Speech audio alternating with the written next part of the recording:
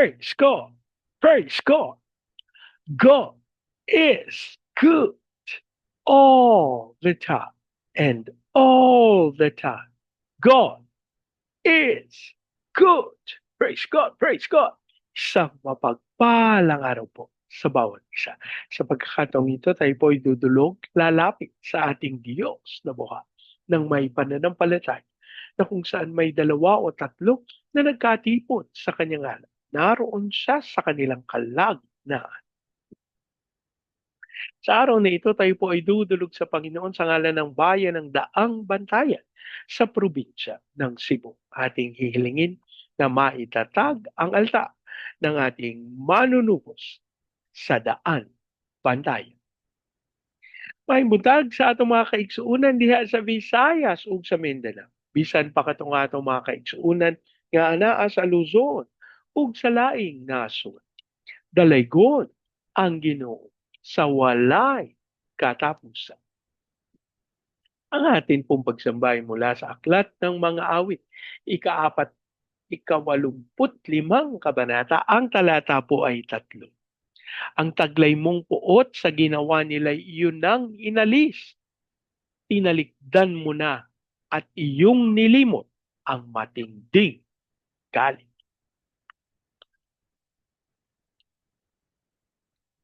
Ang taglay mo, oo,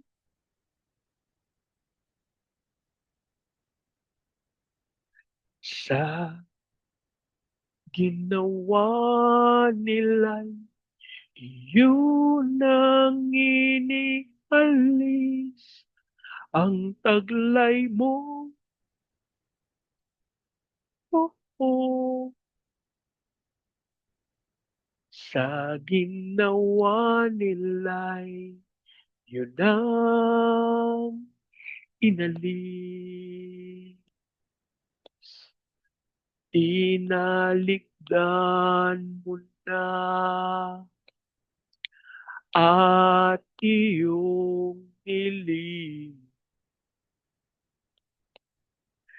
ang matinding galit. Tinalikdan mo na at iyong nilim mo ang matinding galit. Manaming Diyos na makapangyarihan, sa lahat kami po'y nagpapasalamat sa pagkakataon na minsan pang makadulog at makalapit sa iyong banal na harapan. Kami po'y nagpapakumbaba, humihingi ng tawad sa lahat naming pagkakasala habang aming idinudulog sa iyo na kami linisin, patawarin sa lahat naming karumihan at lahat naming pagkakasala. Amin din pong idinudulog sa iyo ang bayang Daan Bantayan sa probinsya ng ang aming panalangin ng lahat ng altar at lahat ng kasunduan na ginawa sa Daan Bantayan ng hindi ayon sa pangalan ng aming manunubos ay mapawalang bisa sa pangalan ni Jesus.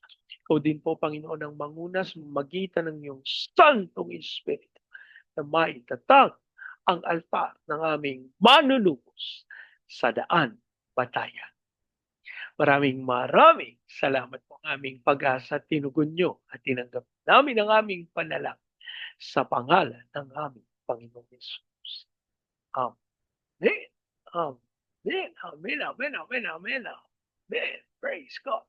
Praise God. Ang atin pong pagbubulay ay mula sa aklat ng Genesis, 42 kabanata. Ang talata po ay 38. Ngunit sinabi ni Jacob, hindi ko papayagang sumama sa iyo ang aking anak. Patay na ang kanyang kapatid at siya na lamang ang nasa akin. Sa tanda ko ng ito, kung siya'y masasawi sa daan, hindi ko na ito makakayanan. Mamamatay akong nagdadalamhati. Ang Diyos po ang magpala ng kanyang buhay at makapangyarihang salita. Sa bahagi pong ito ng banal na kasulatan ay maliwanag nating matatagpuan ang hindi pagsang-ayon ng nunong Hakob na isama si Benjamin sa Ehipto. Sinabi niyang hindi siya papayag sapagkat namatay na ang kapatid ni Benjamin. Ito po ay walang iba kundi si Jose. Ano po? At sa pagkakataong ito, sinasabi niya na dahil sa kanyang katandaan, hindi niya nakakayanin na magkaroon pa ng katulad na paghihirap.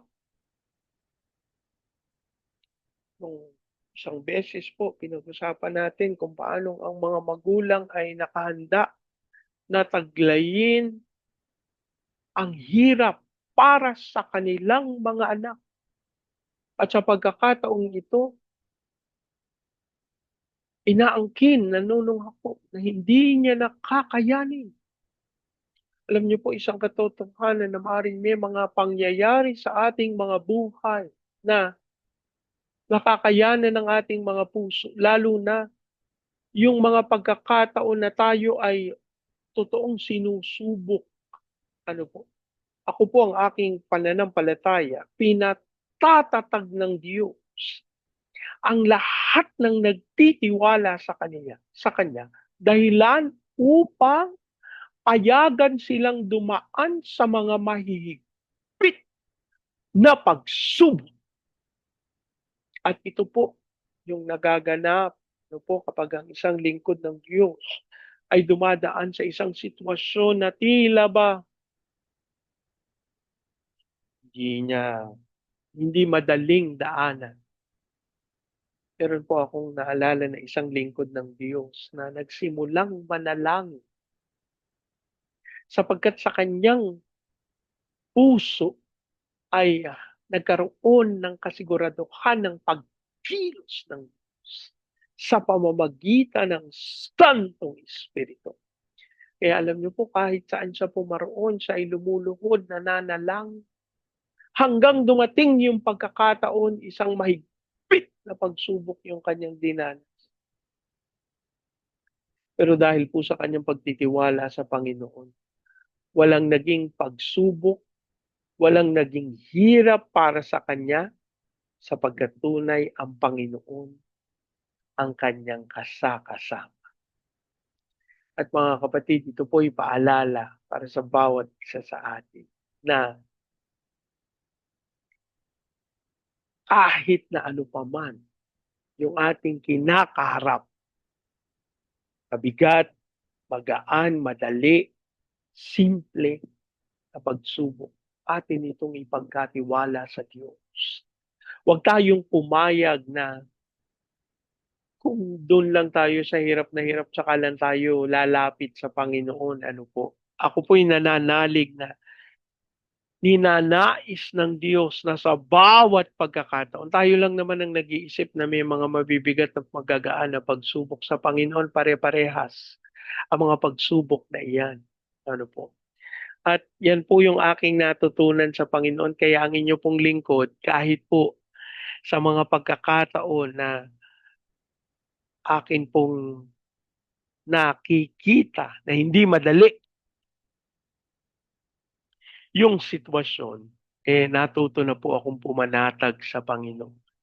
At ito po ay dahil sa aking pananampalataya ng aking Diyos ay tapat sa kanyang pangako na ako'y hindi niya iiwan at hindi niya papabayaan. Manalangin tayo. Ama naming Diyos na makapangyarihan sa lahat, kami po'y nagpapasalamat sa inyong patuloy na pagpapaalala na kami inyong sasamahan sa lahat ng pagkakataon. Amin pong sinasalita ang kapayapaan na nagmumula sa aming manunubos at ang aming panalangin. Dumaloy ang kapayapaang ito sa mga lugar kung saan mo kami ihahatid At sa pangalan ni Jesus, idinudulog namin yung mga pagkakataon na kami ay may pangangailangan. Hayaan mo po na ang aming pansin ay matuon tanging sa iyo lamang. Sapagkat katulad ng nangyari kay Pedro, nung siya'y lumalakad sa ibabaw ng dagat, nung siya'y natingin sa malakas na hangin, sa nagngangalit na bagyo, siya'y unti-unting lumupo. At nung pagkakataon na siya'y tumawag sa iyo, agad mo siyang iniligtas, Panginoong Yesus. Ang aming panalangin kami po ay patuloy na matuon ang pansin tanging sa iyo lamang aming manunubos. Maging dahilan kung bakit hindi mapupuno ng anumang pagkatakot, pag-aalala, pangamba ang aming mga puso, kundi kami po ay patuloy na aasa, mananalig, at magtitiwala sa iyo. Lord, namin din pong idinudulog sa iyo ang bayan ng Daan Bantayan. Ang aming panalangin sa katawan ng aming Panginoong Yeso Kristo sa Daan Bantayan sa probinsya ng Cebu. Magkaroon po ng unawaan, magkaroon po ng patawaran, magkaroon po ng pagkakaisa siyang maging dahilan kung bakit ito ang makita ng banal na Espiritu na siyang ugat sa pagtatatag ng altar ng aming Panginoong Heso Kristo sa bayan ng Daan Bantayan. Hayaan mo po na ito'y maging pagkakataon, Panginoon, upang dumaloy ang pag-ibig na nagmumula sa iyo. Hayaan mo rin po, Amang Diyos, na maranasan ng mga taga-Daan Bantayan ang pagsama ng Santong Espiritu as we declare the fire of revival in Jesus' name. Yan mo kung ito'y maranasan din ng Baguio City, Cagayan de Oro, Legazpi, Lipa, Manila, Pampanga, Pateros. Ilusan mo po ng may kapangyarihan ang mga bayang ito. Dumaloy ang iyong kalwalhatian. At sa pangalan ni Jesus, ikaw din po ang magkaloob ng kaunlaran na siyang maranasan sa buong Luzon, Visayas at Mindanao. Pahintulot mo, Panginoon, na matupad namin yung tawag mo sa amin to be the launching pad of the gospel, to be a missionary, sending country, and to be the America of Asia in the height of its glory. Dasal po namin ang iyong pagkilos sa aming President Marcos, Vice President Duterte, sa Senado, Kongreso, Judicial, Military, Police, Local Government. We declare the fear of the Lord. At hayaan mo, Amang Diyos, na ang lahat ng kasinungalingan ng kaaway ay malantad, maging dahilan upang magkaroon ng katuparan ang iyong tagumpay sa aming bayan. Hiling namin, Amang Diyos, na walang pagpapala ng bayang ito ang malagay sa kasinungalingan at sa paghahangad ng kasamaan. Sa pangalan ni Jesus, ang aming hiling, tunay, maitaas ang iyong dakilang pangalan sa aming bayan sa pangalan ni Jesus. Maraming salamat po, Amang Diyos. Aming dinudulog sa iyong pagkilos mo sa mga training agencies, katulad po ng Main Lifeline, Asian Center Foundations, Elijah House Foundations, Church Renewal, Asia Pacific International Institute Studies. Ikaw po magkaloob ng lahat ng pangangailangan ng mga ministeryong ito upang matupad ang dakilang kalooban. As we also pray for the fulfillment of your purposes sa mga bansa ng Vietnam, Cambodia, Myanmar, Laos, Thailand, Malaysia, Singapore, Indonesia, Brunei. Ilusan mo ng may kapangyarihan ng mga bayang ito, mapangyari ang iyong naisin. At sa pangalan ni Jesus, hayaan mo, Amang Diyos, na walang anumang gawa ng kaaway ang magtagumpay sa pagdaloy ng fire of revival in Jesus. Hayaan mo, Amang Diyos, na maranasan nilang pagsama, pangunguna, at pagkilos mo. Ito din ang aming panalangin sa Hong Kong, Macau, Taiwan. Ilusan mo ng may kapangyarihan ang Japan, China, South Korea, North Korea, Brazil, Russia, America, Lord, hayaan mong mapangyari ang iyong naisin sa mga bayang ito. Dumaloy ang kaluwalhatian at maranasan nila ang tunay na pagsama mo. Gamitin mo ang mga bansang ito as missionary sending country upang matupad ang iyong ipinangako. Amin ding idinudulog sa iyo ang kapayapaan para sa bansang Israel. Maraming salamat po aming pag-asa at tinugon niyo at tinanggap namin ang aming panalangin sa pangalan ng aming Panginoong Hesus. Amen. Amen. Amen. Amen. Amen. Amen. Amen. Praise God. Praise God. Lagi po nating tatandaan sa anumang pagsubok, problema, kahirapan, sakit, karamdaman. Tayo'y dudulog, lalapit, tatawag sa Panginoon dahil sa Diyos walang imposible. Sa pagkakataong ito, hayaan niyo pong salitain ko ang basbas ng Panginoon sa inyo at sa inyong sambayan. I declare the everlasting love of the Father. I declare the unending blessings of the Son. I declare the sweet, sweet, sweet fellowship of the Holy Spirit now and forever. I declare this no house and lot with parking, with a no vehicle, and with a flourishing business. In Jesus' name.